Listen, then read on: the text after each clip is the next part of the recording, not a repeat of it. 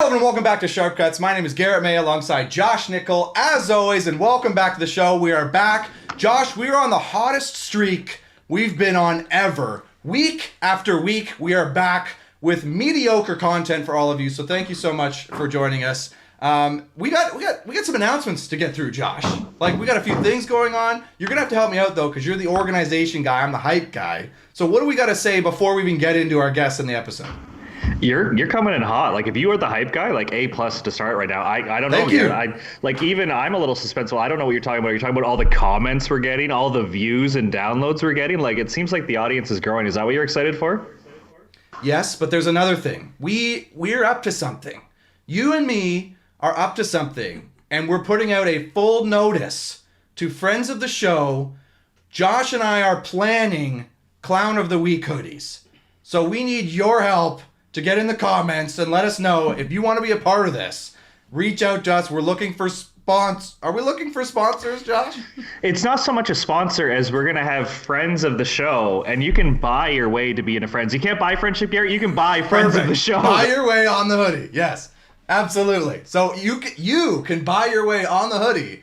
We don't have prices yet. Listen, this is early going. So relax, everybody, okay? Don't rush to rush to comment right now. Anyways, we're hype about that. We're hyped about today's guest, Josh, because you often get the guest on the show. You're kind of the organization guy. But this week I figured, let me take a crack at it. And it's so easy. This guest just walked into my home. I don't know how you struggle every week. Guests just walk into my house. So please welcome to the show, assistant coach at U of T, former head coach of the Manitoba women's team at the Canada Summer Games, gold medalist, and a full-on doctor, Alix Krahn. Welcome to the show, Alix. How are you doing today? Hi, everyone. I'm really excited to be here. Already my face hurts from laughing and smiling, so just really excited to be here. Thanks so much, Sharp Cuts, for having me. Okay, immediately, Al, you're going to have to just, cut through the bull, because it's super polite, political answer, but this is Sharp Cuts. This isn't Passin Dimes. You give Josh the pleasantries, you give us the nonsense. And the one thing we should also note for our viewers is we are in the same room. We are absolutely in the same. I don't know if you could tell that we're in the same room, but we are in the same room. But we went with two cameras just in case, you want to have the beautiful face on camera. So welcome, Al, to the show.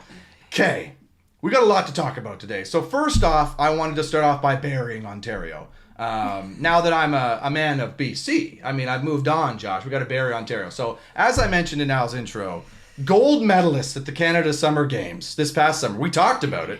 Dominant Manitoba women's team on the indoors. And Al was the head coach, and it was basically all coaching. But did you know, Josh, she applied to the Ontario job and was respectfully passed over.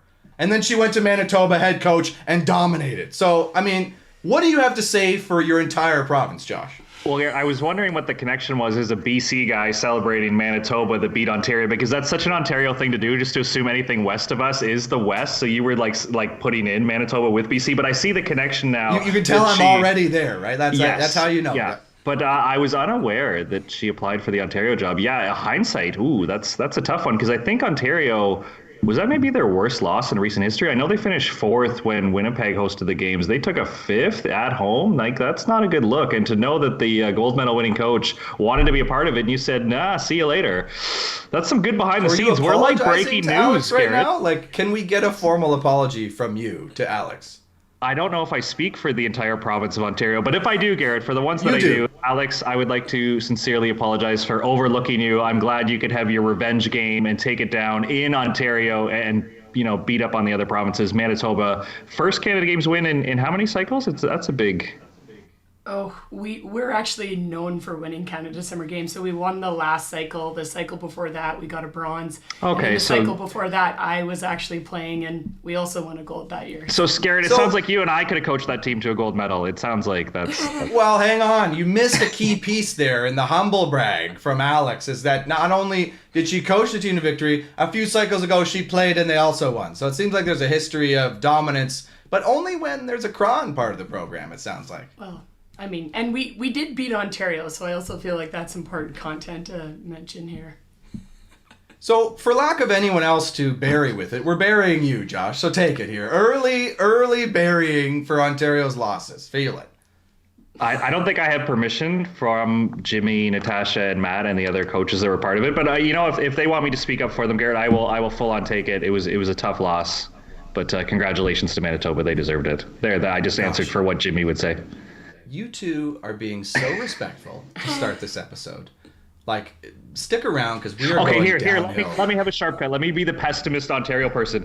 Maybe, Garrett, we lost because our best 20 players were at NCAA already getting prepared for their season, and the Manitoba girls don't go to the NCAA. Let me be the typical Ontario hat person. Don't clip this, Garrett. Don't fancy edit this. I'm clipping it and posting it on Instagram like you buried me, Josh. When I was a part of the TiVo program, that was always the answer on the women's side. Is like, oh, well, we lose all these players to the NCAA. Like, we're competing with our next tier of athletes. It's not fair, Garrett, but I think it's the same for all provinces, so I don't know why we feel that way. But anyways, that would be my knee-jerk reaction, Garrett, to defend Ontario, is we probably had 80 athletes, 90, 100 athletes going to the NCAA.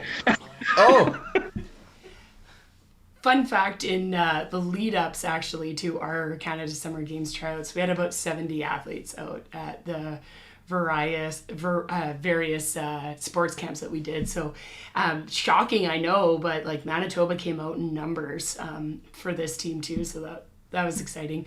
And I feel like I just need to say, like, first off, there's absolutely no need to apologize. Everything works out the way it needs to. I'm a firm believer in that. And I wasn't meant to take that role. And clearly I was meant for... Okay.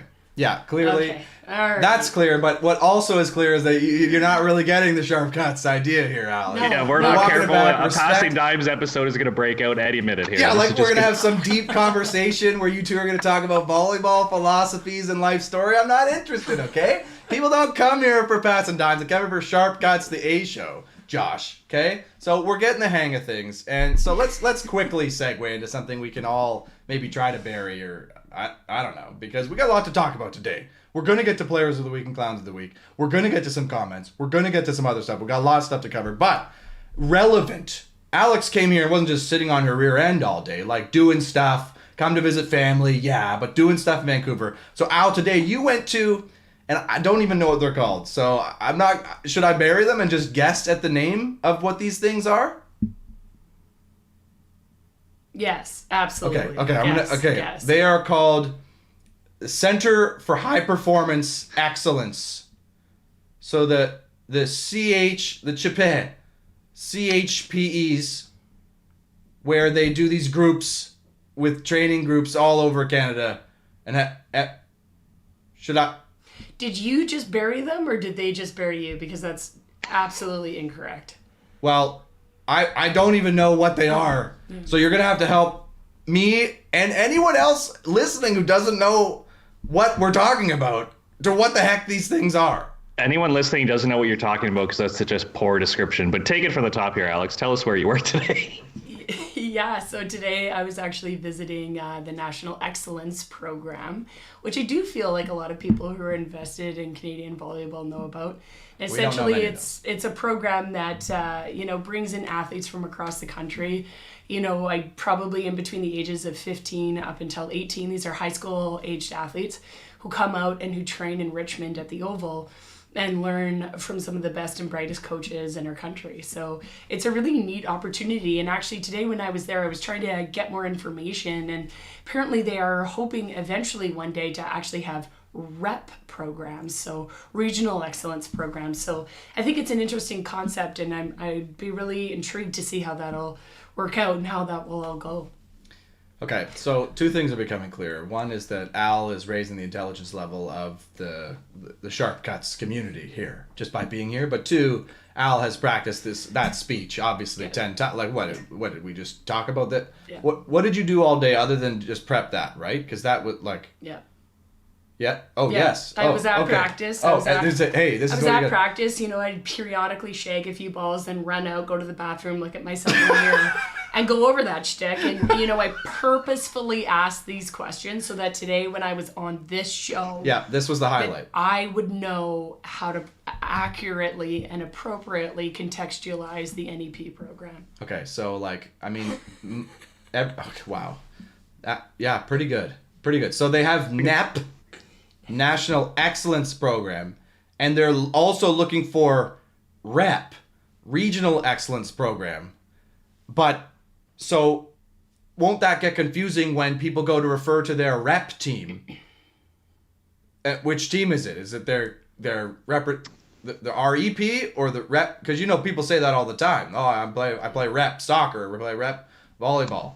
Well, you shaking your head, Josh. I don't think that terminology is. I've heard it for hockey and soccer. I don't think that term has worked its way into volleyball, where you would say when you played for Crush, you played club volleyball. You never said you played rep volleyball. No, you didn't. I never did, but a lot of people did. Absolutely, a lot of people did. People who didn't know who volleyball play soccer and rep. hockey. Yeah. No, but yeah, people are like, oh, they rep volleyball. People who don't know rep. So Regional Excellence Program, okay, but I'm immediately sus on this National Excellence Program. How many are there? Josh, do you know the numbers? National Excellence Program? There's one, Garrett. There's a men's in Gatineau, and there's one in Richmond for the women. There's one. And they take one between... is here? It's a national program. They train with Carolyn, and they also get Shannon to drop in and other Waterloo. They're starting them up all over. No, okay. And the Gatineau one is run by What Dan are those, Lewis. then? So, Garrett, you're thinking of what was called the Center of Excellence, and those were things that were run all over Canada. And I hosted one at Georgetown College, and I was the coach there. And those were You morning hosted one? Yeah, that was a long day. I would coach. That was really where my coaching journey started. I would coach VCE from 6 to 8. I would go to my job, and then I would coach either George Brown or club at night. So I was coaching between 4 and 6 hours a day. It was pretty awesome, but it was very fatiguing. But anyways, the Center of Excellence Program doesn't exist anymore. It's then been amalgamated to the National Excellence Program, and it sounds like Shannon and Dan and the other national team staff are looking to then encourage the provinces and get more people going with regional excellence programs. But they take between, I think, 16 and 20 athletes. I might be popping off there. There's probably 18 there today, Alex. What do you think? Maybe. Yeah, actually, I counted 18, and I think there were a couple that were injured and maybe not even there. So, but who was in the gym today? There were 18 athletes total. So. And Garrett, the athletes have to apply. They have to submit video, and it's a big sacrifice. Say you're from Ontario, say you're Garrett May, you would move to Gatineau for first semester, so you would technically be missing your first semester of maybe senior year if you're in grade 12 to go play volleyball and do half day school. See, you would love it. And then I believe because a lot of provinces, their club season starts in January, the NEP doesn't overlap in January, so you would then return to your normal high school, your normal club team, and you would play out the season. But it gives you a little bit of taste of national team experience, get to go back to your club, be the best player, hopefully have a great post-secondary career, and then rejoin the national team in the summers or whenever that time comes. Okay, so this is full learning here for me. I didn't know any of these things. So there was Center for Excellence that was everywhere, and then they smushed it into National Excellence Program, one place, and then now they wanted to redistribute that to a Regional Excellence Program. So we're coming full circle. Well, that was very surface level. I don't know what ended the Center of Excellence, but I feel like there was a weird pause between when the Center of Excellence ended and when the NEP started. It wasn't like they canceled one and started the other the next month. I think there was a bridge. So what is the difference between this thing and the junior national team? More training. I mean, they get to be in a gym with Alix and Carolyn and other coaches that I'm sure drop in periodically, every morning. They're on sand on sand. I wish they were on sand. I wish they were on sand. They don't get the privilege of being in a training environment with Alix. Okay, they don't get that as part of it. You got to earn that. It's not just video. You need way more years before you get to that. Conditioning, they're basically a national team athlete while still going to high school. Okay. Yeah. So do you have that going for beach? No. So, I mean, it's a bit of a sensitive topic for you, it sounds like. So maybe you should be picking Al's brain about some things that you should be bringing over to your program, Josh. Yeah, maybe Alix and Shannon and Carolyn will come on Passin Dimes and they can explain it. Al, I saw you were about to interrupt Josh and you hesitated. Please don't hesitate to interrupt either Josh or myself. No, you are more intelligent. I just feel like we need to clarify something. I popped in today because I was told it would be appropriate. I am not running the program. I have nothing to do with the program. It is Volleyball Canada's program. It is Shannon Windsor. It is Carolyn O'Dwyer. It's Sandra Lamb. It's, I am not actually associated with the program in any way. That's not what I It was associated. a really neat opportunity to just check in and see what, Volleyball Canada is doing. So I feel like we need to get that straight. Well, but let me pretty also impressive. You're going to be in charge of the first regional center here in Toronto. It sounds really exciting. Yes, that's really great. And yeah. let me also get something straight. You pop into one National Excellence Program session for a limited time, you're now the expert on that topic in terms of sharp cuts. Sharp cuts perspective, you know everything there is to know, and that's the final say. So Got it. That's how we roll here. So yeah, you're absolutely associated with that program. So how's it going with that program, Al? Like, how are they doing? I had a great time today, to be honest with you. It was just really wonderful. I always love the opportunity to be in the gym with coaches and learning from them and their different styles and ways of doing things, and just observing. Like, it's such a wonderful opportunity to be able to okay, that's interesting, and like what happened there and what's going on, and just it's nice. I like a classic coach, talk way too much and often ramble on about stuff, so to be able to just take a step back and just observe was really wonderful. Some really cool drills that they're doing, and it's just always great to be around awesome volleyball and awesome coaches. I don't know, man. When I hear really cool drills, I hear silently sitting there judging the ludicrous drills that are being run at a national excellence. Maybe that's me projecting, but that's what I would be sitting there doing, judging literally every single. Come on, watching another coach's practice. You're telling me Josh, you're not. You must be the king of this. Sitting there watching somebody else practice, just judging their drills harshly. Come on. No, I'm probably stealing. Only guy. You're not a lifelong learner like me, Garrett. I'm always learning, stealing, borrowing. Yeah, you're just jealous, it sounds like. Well, yeah. No, we've long established I'm a bitter, jealous, washed up has-been. But I'm not the only one. I can't be the only one out there, right? I can't be the lone has-been. Come on. Actually, I think that's a really important thing that you bring up. I think there's actually Me being a has-been? Yeah, of course, because it's all about... That's the important piece? It's all about you, Garrett. So, yes. So, but if you would allow me, if you would permit me to say that, I think there is a lot of judgment of coaches out there. And I think we'd be far better off to, ask questions and be curious, not judgmental. Hashtag Ted Lasso. It would be good. You're right. But some of us aren't interested in good. Some of us are interested in bad. It seems like. Wow. Wait a minute. 2 seconds ago, we were getting razzed for being too politically correct and philosophical and deep. Yes. And here's Garrett May, folks, introducing morality on a Sharp Cuts podcast. Whoa. Was not going the morality route because we are not... Listen. If you're going to bring up good and bad, that's morality. Well, I didn't mean it that way. See, this is why we can't have doctors on the show, Al, because they're just going to call us out on all of our shit, and we're just not prepared for it. We can't handle it. So, okay. I mean, we'll have to see how this goes. So, host is going to have to segue away from this to avoid further embarrassment. So, let's get into everybody's favorite segment of the week, something everybody can agree on. It's Players and Clowns of the Week. Okay? I mean, it's everybody's favorite segment. We've confirmed this now. So let's get into it. So Alix, I think, is mostly prepared, but also was unprepared for it. So I think I'll go first, Josh, and break the ice with the Players of the Week. Also, to not risk you taking any of my Players of the Week. So to bury you suddenly. I think I'm safe this week, so you go ahead. Okay. I think you're safe too, because I went wild. Okay, so... Obviously, when researching the show, you always take a look at the stat lines. I mean, it's a low-hanging fruit. It's a go-to. I saw a couple that stuck out to me. In the U of T men versus Brock men game, Evan Falardo went 23-8 on 47. I mean, Falardo, that's a big game. He missed 5 serves. So, I don't know. You be the judge on that. But a big offensive game. So, congrats to him on a big win for U of T. But on the other side, Josh, we don't often highlight this. Jacob Furland goes 14-0-16.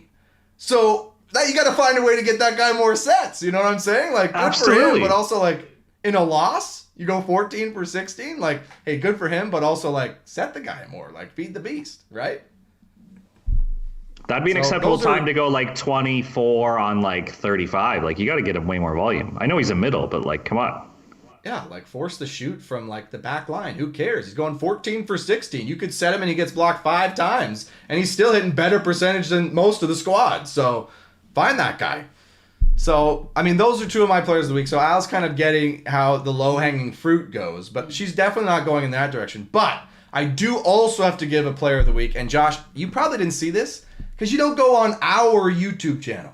So, like, you maybe need to do that more so you can just get some connection with the fans. So I got to give a player of the week to Jeff Stewart. Jeff, thank you, man. Following the show, we have refs in our corner, Josh, I think. Most of them hate us, specifically me, but some of them like us, and Jeff likes us. So Jeff, a couple of weeks ago, we were talking about the rule. Remember the substitution thing? We talked about actually making the hand signal and how a down ref was getting on my team's case for not making the hand signal for a sub. So Jeff clarifies, puts in a comment on the video, quotes the rule book, Josh. Found the rule on it and quotes it to clarify.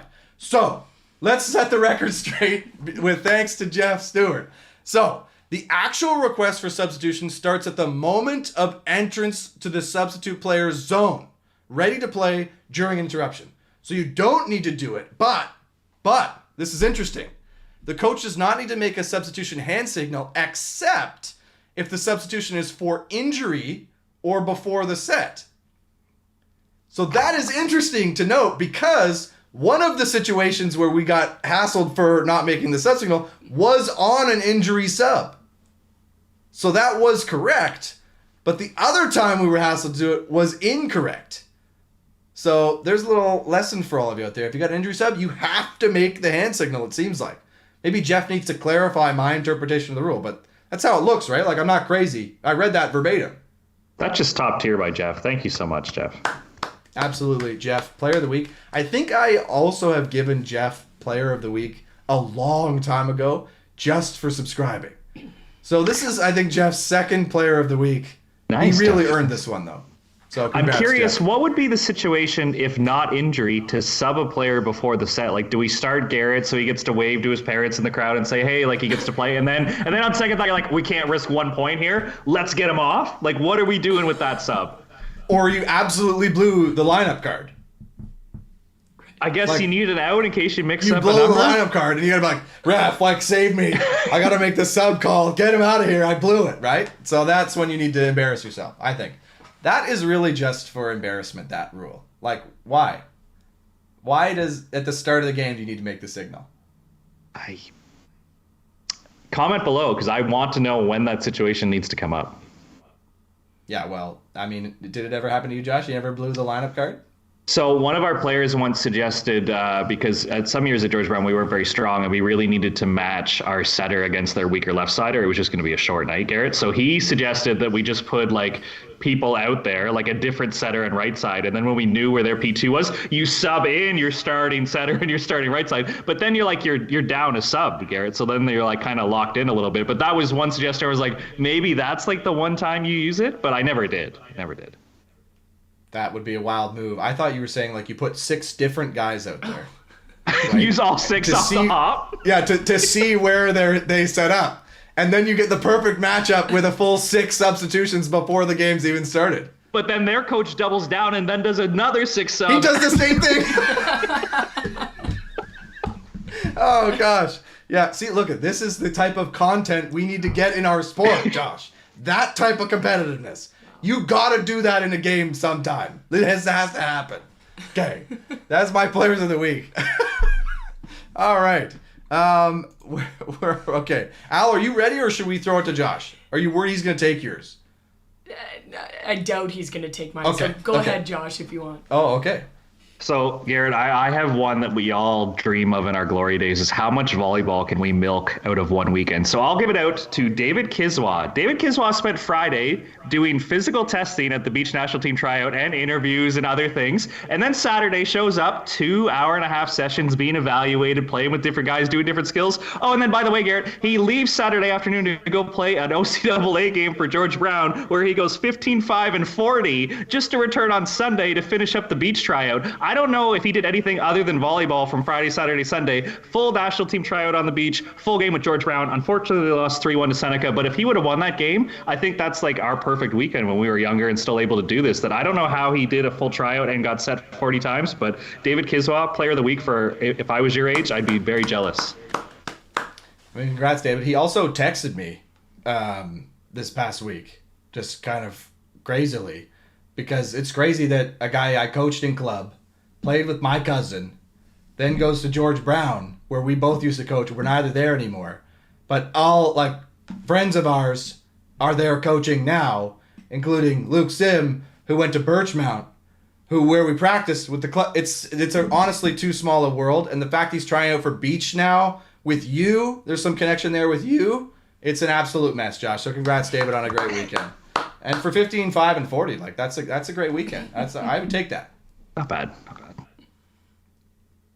Do you have a connection to David, Al? Because that would just totally send this whole thing for a loop. No idea who you're talking about. Sorry, Dave. Yeah, sorry. Sorry, David. Sorry. No. I'm sure you're wonderful. Okay. Well, something had to give. So, okay. Congrats, Player of the week. Okay, Al, over to you. Well, I'm not going to pick a player. I'm going to pick a coach because I study coaches and I coach, and that's important to me. So I'm going to give my player of the week to Carolyn O'Dwyer, who's doing a fantastic job with the NEP program. And I'm actually going to give a player of the week also to Sandra Lamb, who invited me to come today. And I'm going to give a third player of the week to Christine Drakic because she's just the GOAT. She's the greatest of all time. And yeah, that's 3 players of the week right there.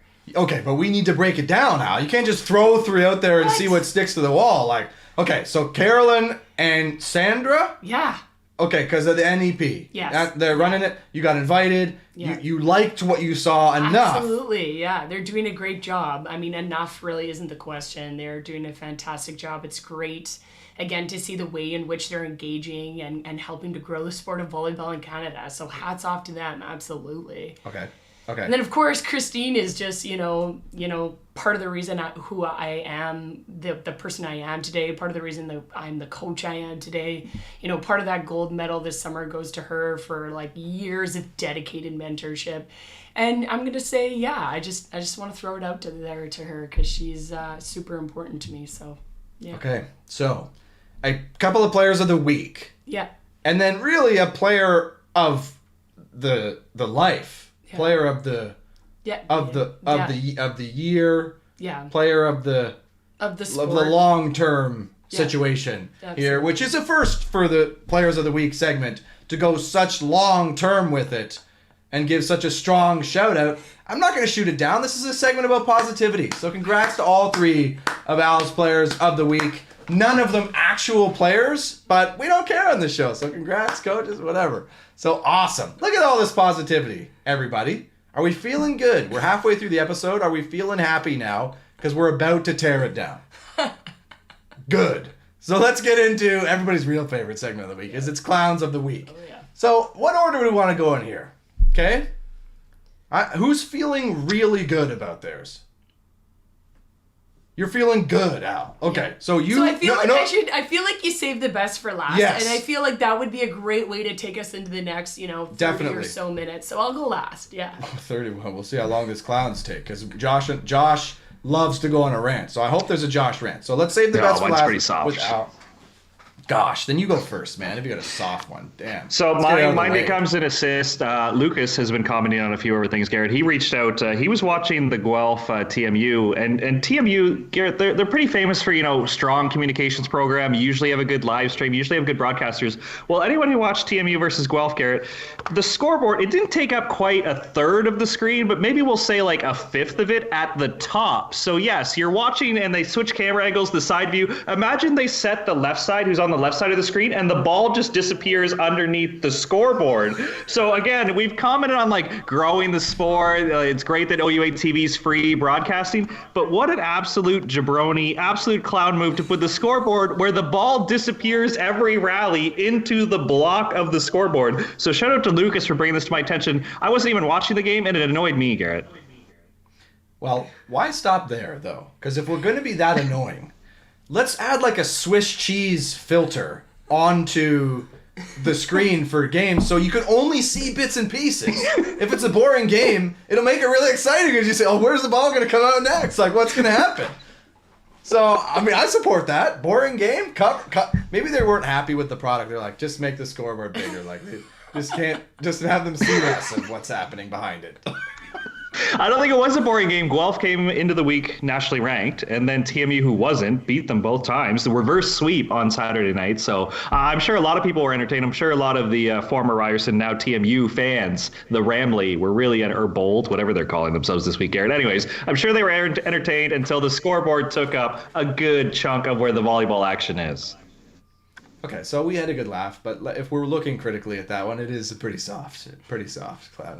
It given to you by somebody else. It wasn't even yours. It was hand given to you. So I should say that, and here we go. My clown of the week has to do with Trent as well. Or we talk TMU, is that Trent? No, that was formerly Ryerson. Toronto Metropolitan University. Right. Awkward pause. Moving on. Okay, so mine doesn't have to do with TMU. It has to do with Trent. So a few weeks ago, we talked about how they keep stats now with the team category. So this was the worst team category stat line I've ever seen. Trent, as a team, apparently, was terrible. They went 3 errors on 5 total attempts with 6 reception errors as a team, which, Josh, makes absolutely no sense to me how you attribute 1 kill, 3 errors on 5 total attacking attempts to the whole team. So whoever didn't get those attributed to them, they're probably happy. Their stats are looking better because the whole team has to wear that one. So that weirded me out completely. Do you have any idea, Al, what they're doing with that team stat thing? We talked about it a while ago. We couldn't figure it out. Again, I gotta be honest here. We don't have anything to do with that team stat thing because at U of T we are supported in that capacity. So I had no comment about the team stat thing other than that I don't think it's awesome, but I'm sure the people that are working behind it are trying to do their best. So that's a good point. We should be nice to them, otherwise they may bury us further in the stats. They might just fudge it and make us look worse. So good job, guys. Okay, I do have 2 more clowns of the week, Josh. I'm on a roll. Whoa. So second actually is, and this is a possible one. It's the first Schrodinger's clown of the week. It both is and isn't at the same time. Context matters, Josh. So my possible clown of the week is Josh Nickel, because I took a look at the setting distribution for the York Lions this weekend. You on the bench, right? Were you on the bench? I was at the beach national team trying. Okay. So you are off the hook for this clown of the week, Josh, because you had no part of it. One player got about 50% of the offense. About 50%. So. Well, we also touched on this in previous episodes, Garrett. How much power does an assistant coach really have? You think I'm the one talking to the setter in the timeout saying what to do? You think Dave is letting me handle that? Yes. No. Yes, absolutely. Not a chance. It's Josh Nickel. You're Josh frickin' Nickel. Let's go. I'd listen to you. Maybe not. Okay, so Garrett, not what a clown if you had an then. assistant coach that every time you talk, there'd be somebody over your shoulder? Oh, and one more thing, guys. One more thing. There would be no assistant coach in U Sports doing that. So I'm not even going to try to do that. Yeah, well, I'm a bit of an ass, so I'm a bad example of how would I react. It's not how you should react, so I'm not even going to answer that. But then this one intrigued me. So I was taking a look at the stats, as I do, and I discovered something. On the league leaders page between the men's and the women's U Sports, they show the top 5 for each category, right? And so I was comparing them because I was like, well, I mean, I spent a lot of time looking at the men's, like back when I played. What's the women's look like? And all categories, the top 5 players look basically the same distribution between 1 and 5 after kind of the first half of play. You know, the same kills per set, the same hitting percentage, the same service aces, the same blocks per set, all the numbers. But there was one category that is way, way different, and that is digs. The digs per set on the women's game is 2 to 3 times higher in the top 5 players than it is in the men's game. So, clown of the week to the entire men's volleyball system in U Sport for just objectively being bad at making digs. That's a logical conclusion from the statistical data. I don't know how else we can interpret that other than the men are bad at digs because they put it away at the same percentage. Hitting percentage seemed to be the same. Kills per set seemed to be very similar. So what else can I conclude, Josh? And this extends to my greater point that women's volleyball is more exciting than men's volleyball. See, that last one, you're trying to come in heavy. I don't think that's a hot take. I think the women's is a more skilled game and they are better defenders, so therefore they get more digs here. The only out I have here, Garrett, is if you're going to try to use stats, if you look at KPIs in the men's volleyball game, digs actually are the lowest stat that correlate to winning. So they don't actually mean that much. You can get the most digs and not win the match. Like you got to get points, you got to get kills, you got to get blocks. Okay. Those are KPIs in the men's game that lead to winning, where the dig doesn't really correlate. So who cares? Let's go get some blocks, serve some aces, miss 15 serves, and just play bully ball. I will counter that with, it's probably because they just don't make it any. So what's the difference between 0 and 1? Well, not statistically significant. But if you convert that dig into a kill, that's a big category to win. But just total digs, free ball it back over. But 2 to 3 times more digs, Josh. Oh, I'm not denying the women's ball control is 2 to 3 times better than the men. That I can get on board with, absolutely. Wow, I thought that would be a hot take, but it's getting well received. You've seen volleyball, right? Like they have way better rallies. Like, wasn't Max Players of the Week last week a middle who got like 7 digs in one rally? Name a men's middle who's gotten 7 digs in one game.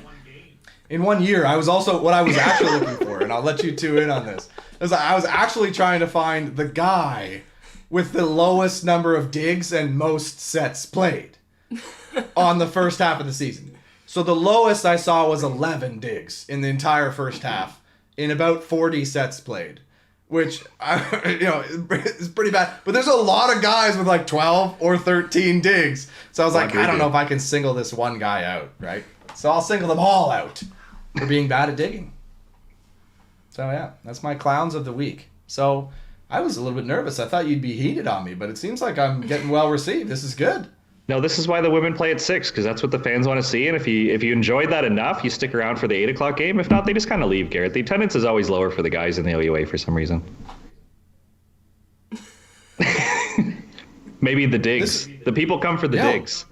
I mean, what? Like somebody diving to keep a ball alive? Like is that not exciting? Al, you're awfully quiet. Is it because you didn't make many digs? Oh no, I absolutely made digs. I was a bit more of a defensive middle because that's an oxymoron. That's how old I'm getting. So it's different back in my day. But no, I'm just enjoying the banter back and forth here, and it's interesting. It's interesting. This is also Al's first time listening to the show. It's not. Oh, nice. I have listened to it before, and so on that note, I would like to have the opportunity to say my clowns of the week. Yep. Or, shout out to Garrett May and Josh Nickel for this being the first time I've invited on this frickin' podcast. All right, this show is over. How long has it been going? How long have I been hearing about sharp cuts and this and that and my podcast and it's great and it's wonderful and we should have you on sometime. That would be wonderful. Well, I mean, how many years, year and a bit are we into this? And first invite today. And the expectation of me then to come on and just jump in and dive in and be aggressive and cut people down. Like Class A Clown of the Week. Clowns of the Week. Josh. That's right. I just called you both out. If you'd listened to more of the show, you'd know it's not the first time that people come on and Clown of the Week us. I think we're in the top 10 at least, Josh. Got to be in the top 10 Clowns of the Week for sure. Now, who's the clown here, though? Is it us for waiting 71 episodes before inviting you on the show? Or is it you for being our 71st pick? Ooh. No, that's harsh. Here's what I'll blame it on. Apparently I needed to win and complete a PhD before I was qualified enough, which, really speaks a lot to the way in which we treat women in our system. Whoa. Too much? See, that one's not fair because we've tried to get female guests. That one's a bit of a reach. Yeah. Here's what we need to establish. If we're going to have this conversation, we need to just establish that we're not great at running this show. Okay.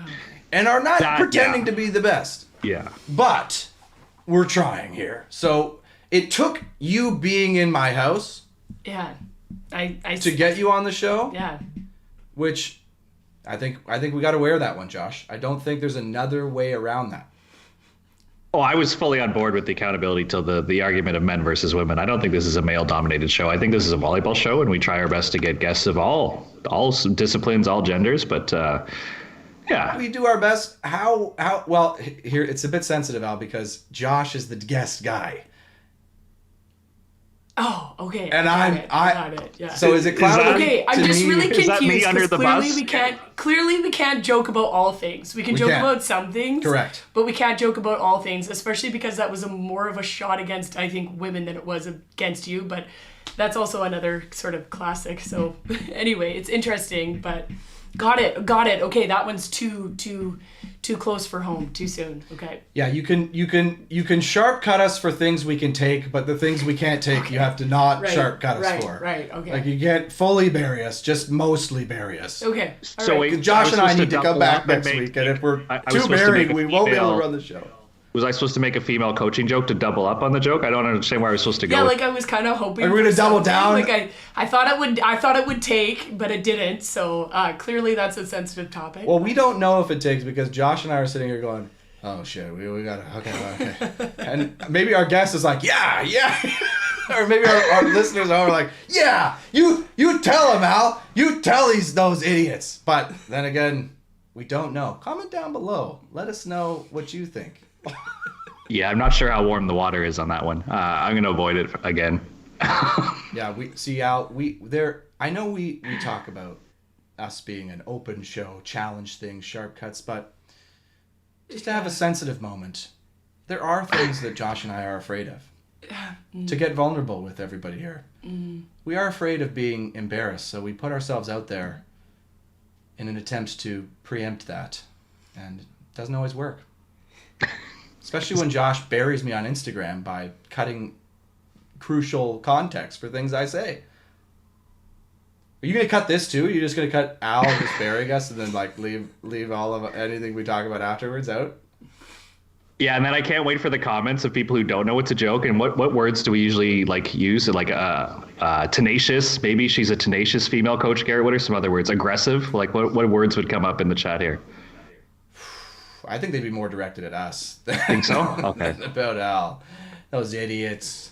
Opinionated. Yeah. We got an opinionated guest tonight, Garrett. I think that's what we have here. Well, the funny thing was too, it was a comment about broader society, and the fact that you took it so personally is also kind of interesting to me, because it wasn't directed at you. It was actually just directed at the way in which the world works. Which, if you're a person who's had to really work hard to prove your worth, then you probably understand that. So it's interesting. Well, no, I just don't think it's accurate on this show. Plus, I was just at Volleyball Canada meetings, and it comes up every year because our sport is largely female participation, but very male-dominated in coaching. But if you want to sharp cut and argue it, would we argue what gender a math teacher is? Like, why does it matter what gender your coach is?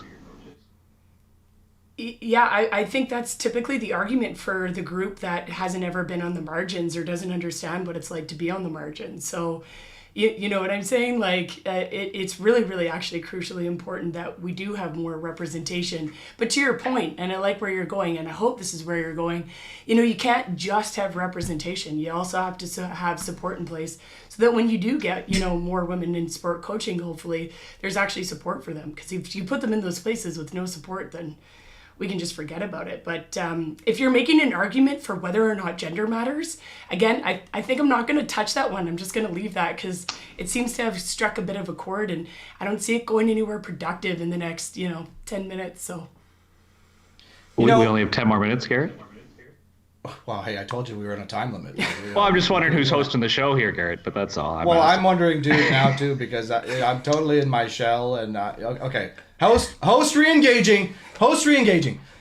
Yes. So we are on a time limit, and Josh, we talk a lot about trying to get deep and cut sharp, but are we really prepared to do so? I mean, I think that's some homework for us to take home. Comment down below if you watch this show to really see Josh and Garrett embarrass themselves and be vulnerable, or if you want like the surface level and don't go any deeper, because we don't actually know the answer to that. So we do get some comments though from people about other stuff, which I would like to talk about because I feel like we should answer audience comments when they come in and talk about them. So you brought up Lucas. Lucas F did make a comment.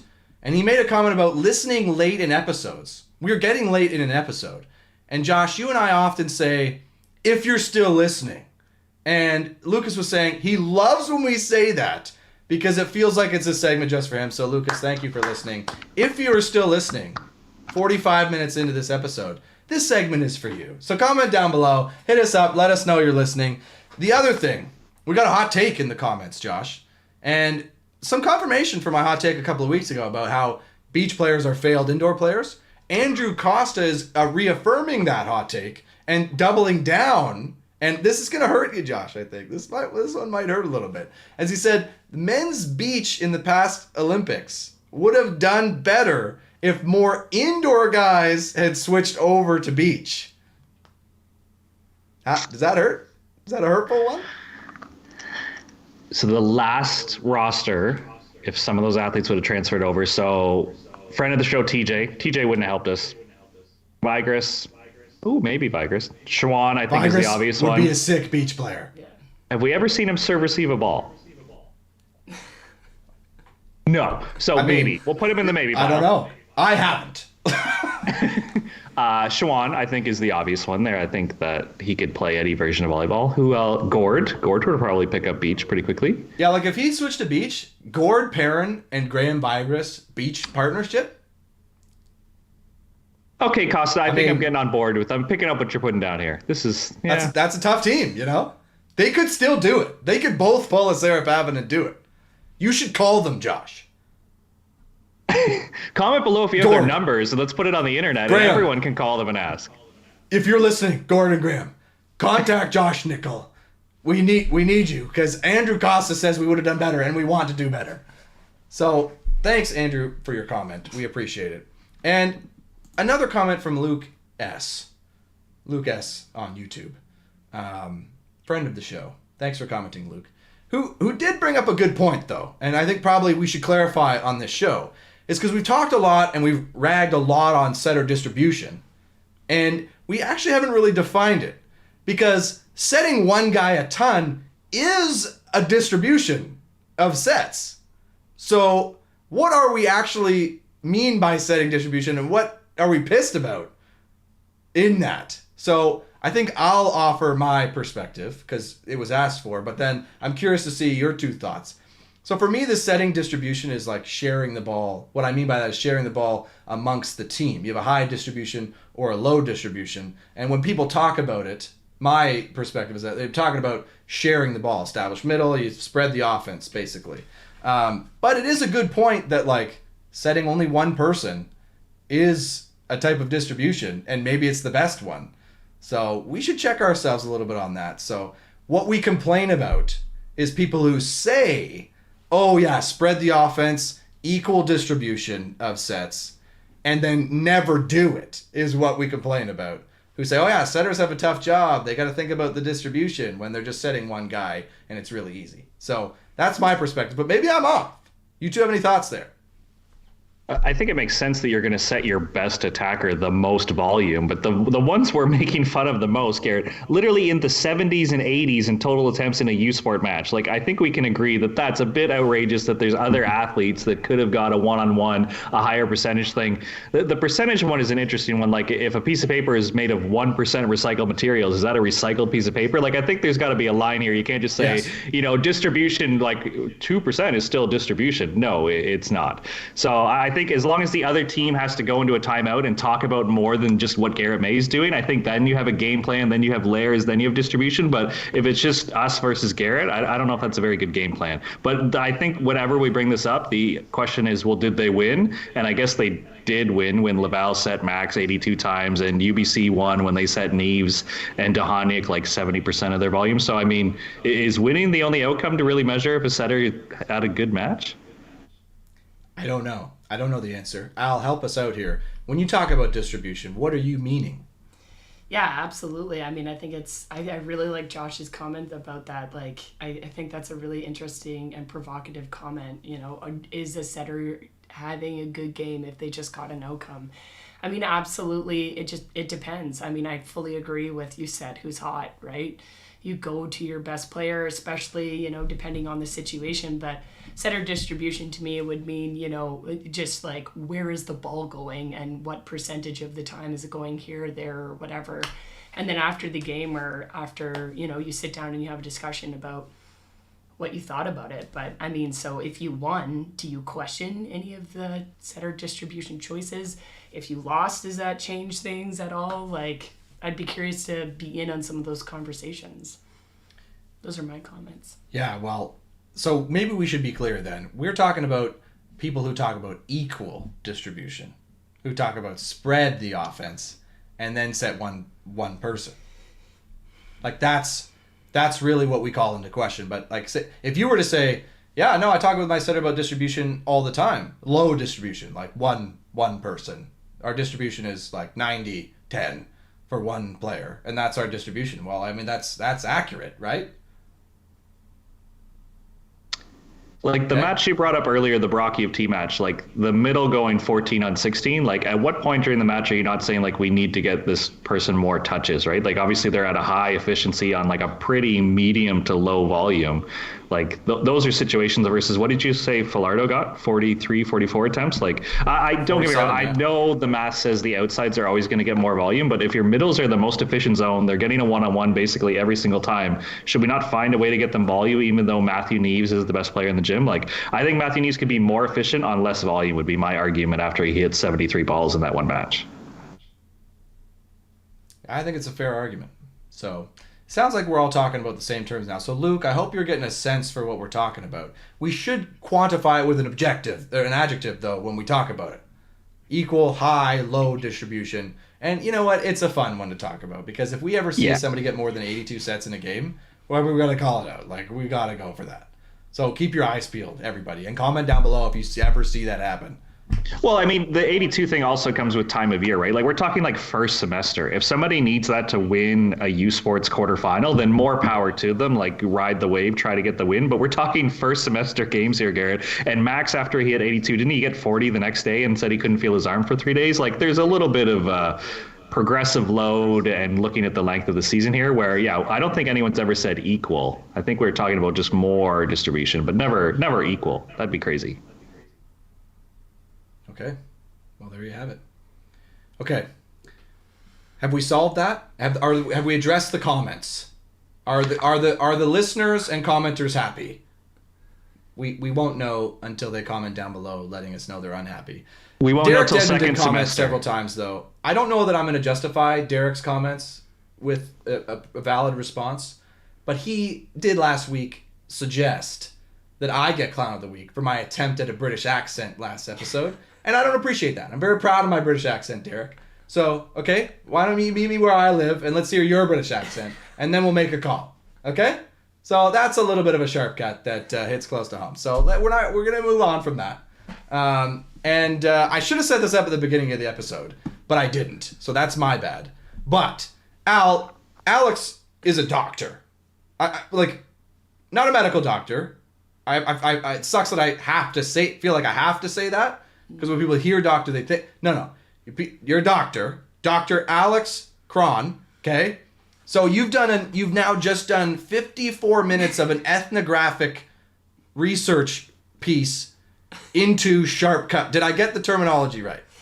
Ethnographic would be a bit dramatic. That wouldn't be the appropriate methodology here, but I see where you're going. What I'm doing is a qualitative study right now of content analysis of what's going on. Okay, so a qualitative study, content analysis of sharp cuts. She's been subtly, we didn't talk to her, but it's obvious she's been subtly collecting data on us this entire episode. And I think, Josh, we've talked a lot about this. We need to defer to the experts in the data for this show, how to get better and improve ourselves. So we've had some sensitive moments. We've had some laughs. We've done some sharp cuts. We've done some weak sharp cuts. So Alix, curious your thoughts near the end of the episode for the people who are still hanging for us. Take us through really just your what's the data on us and what are some of the conclusions we can take from sharp cuts? What's the data on you? Wow. Well, I mean, I think what's interesting is in my most immediate observations of Okay. just Yes. what's been shared is, there's a real sense of passion here for the sport of volleyball. I mean, in and hidden and shrouded by all the humor and all the sharp cut energy is just actually, two people who are clearly really passionate about volleyball and love what they do. And I think that's really neat and special. And who have found kind of different personas for themselves and ways in which they like to go back and forth. And actually, I see quite a wonderful partnership between the two of you. You seem to actually balance each other quite well. So that would be another thing that I would just comment on as well. And, the content is interesting. Yikes. Yikes. Okay. Before we move on, let's unpack that. Okay. So passion. I mean, I'll take that. That feels good, Josh, right? You got to feel that. Even from you, the soft-spoken guy, you're feeling passion. That's great. Partnership. Well, like an intimate partnership? Like you're saying Josh and I are like, we form a passionate partnership. Okay, so sorry, those two words were used separately from one another? No. I'm combining them. No, Okay. Maybe I shouldn't. Okay, yeah. I mean, if maybe you are in an intimate relationship, and so that's up to you. I happen to know your significant other quite well, Garrett. But I would say that your energy, the way you feed off each other, and then the way you just outright don't feed off each other at times, like it's quite humorous. It's interesting. It keeps people probably on their feet, right? I'm sure there's a reason that your followers and people listen to the show, and I think part of that is actually your dynamic. So that's more of what I'm saying. Wow. I have no way to interpret that other than that's really nice of you to say about us. That people watch potentially because of our partnership, Josh. Doesn't that just... Come on, our partner, you and me, buddy. Are you not feeling any emotion right now? Buddy. Partner. I have nothing to add. Are you... Man. Our partner... Dude. And, okay, personas. So you're saying Josh is putting on some fake persona right now? You're not being genuine with us, Josh? Garrett, I feel like this show is like our true personalities with the volume turned up like an extra 5, I think. Like, I think sometimes we're a little bit outrageous or a little bit extra just to get an opinion out there. Where I think it's kind of the core is there, but there's a little bit of charisma mixed in, a little bit of enthusiasm. That's a bit of a boost, I think. I'm glad you think that. This is actually my true person, and every other moment of the day is my true personality turned down to about a 5. So it's actually the reverse. So, I mean, this is good data, Al. This is good data. So this is all great stuff, though. But it can't all be good. Well, I mean, just given the way that some of my comments already have been perceived, like, I'm not interested in providing a full, like, sociological critique of what I think, because it's a risk. Yeah, like, I'm not entirely sure how that's going to be interpreted, nor do I think it's really necessary for this kind of content. So I'm just gonna keep that part to myself, if I might, and if you want to follow up and talk about it after, we certainly can. No, we fully appreciate that. Yeah, like, as much as we like the critique, but a full burial, I think we'd rather we avoid that. A full burial, though, that sounds kind of aggressive. It's one way of looking at, information or feedback is a full burial.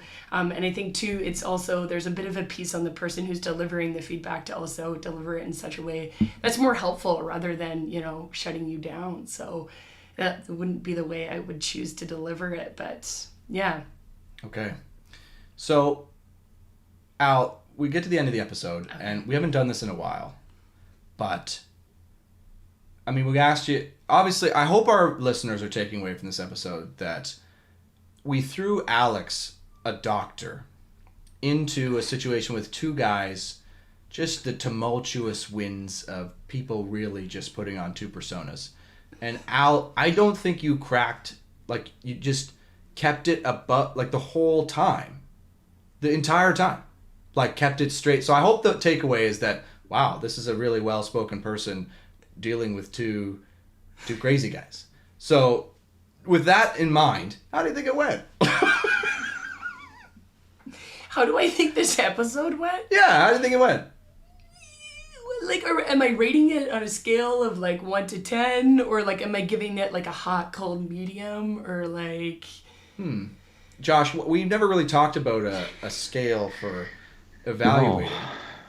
No. No criteria. Like, how do you? Yeah, well, because here's what happens, Alex. Let me give you this is what normally happens when we ask people how it went. Is they give us lip service. Okay. They say, "Oh yeah, it went great. It was a blast. I'd love to come back on." Like basically every time they give us kind of and maybe it's true. I hope it's true. But also it's a bit tokenism, you know what I mean? So feel free to give us that one as well. I mean, we'll take it. But scale. Yeah, like is this a high quality episode for us, or do we need to rethink and come back next time and perform better? Yeah, again, I think it really just depends on how you're defining quality, and until you are really clear on what that quality looks like, then I don't know if my comments matter much. But I will say that if you watch this episode back, I mean, I think I've been smiling this entire time, so my face hurts actually, and I am just really appreciative to have my face hurt because I don't know if I've smiled or laughed this much, regardless of why I was laughing. You know, I think that's important. So I would say that's certainly a measure of quality. So, well, I mean, we'll take it, Josh. Measure of quality. We have a measure of quality. Absolutely. Let's take that to the bank. So, I mean, if you're still listening, how many times should I say that and then see again? Like, there's several levels of if you're still listening. There's like the people who, anyways, if you're still listening, hit that subscribe button because we're getting dangerously close to number of episodes, number of subscribers. So we definitely need that help. And if you're still listening, you're probably subscribed. But if you're not, hit that subscribe button on YouTube. Comment down below. Let us know what helps the podcast, Josh. I feel like, did we not have like a joke earlier that if as soon as like the episode passes the subscribers, we would cancel it? So that's what's helping the podcast right now, Gary. We need more subscribers so we don't have to stop doing this. I feel like we're 8 episodes away from being canceled. Yeah, no, that's exactly how many episodes away from being canceled. How did you check the subscribe? Did you check the YouTube, Josh? Are you sad now that you know that I'm one of the views on the YouTube? My sadness is outweighed by my happiness that you checked on the YouTube. My partner! You're my partner, Josh! You're my partner, guy!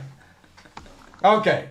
Well, we better end this episode because we got to start working on... Oh, sorry. We can go back to the start. How they can help the show is by choosing to be a sponsor of our shirts for Clown of the Week. And they can officially buy our friendship with friends of the show, which will appear on dozens and dozens of hoodies that we will then distribute to the volleyball community, Garrett. Well, we weren't clear, though. Like, we should bring it up next episode as well and be like, what are they buying, though? Like, because, like, some people have, like, a group that they want to put they could get their logo on there. But, like, just an individual, we're going to accept money and we just put their name on the sweater. Like, are we going to do that?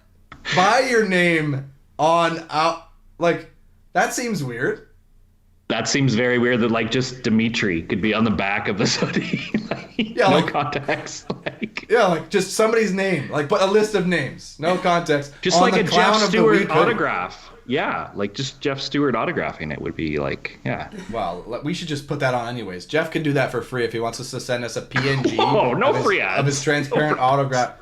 Listen, okay? We're going all out here, Josh. Don't be hesitating here. We're going Clown of the Week sweaters. Okay? Gosh. All right, enough of that nonsense. Al, thanks for joining us. Appreciate you sticking through with us through thick and thin this episode. It was great having you. And I'm thankful that we're leaving on a note where we can coexist in this space for the rest of the time that you're here. So I think that's the real positive for both of us.